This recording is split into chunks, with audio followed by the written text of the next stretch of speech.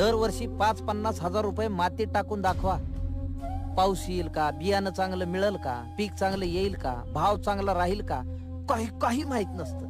आणि असं असताना हजारोचं खत आणि बी बियाणं मातीत टाकून आयुष्याचा जुगार खेळणं जमल तुम्हाला मॅडम? आमच्या कापसाचा भाव ठरवता तुम्ही आणि 5 पैसे प्रोडक्शन कॉस्ट असलेले इंजेक्शन तुम्ही हजाराला विकता, तेव्हा विचारता का? मोबाईलचे ठरवता का हमी भाव? शीतपेयांची करता का प्रतवारी? कापसाची करता तशी?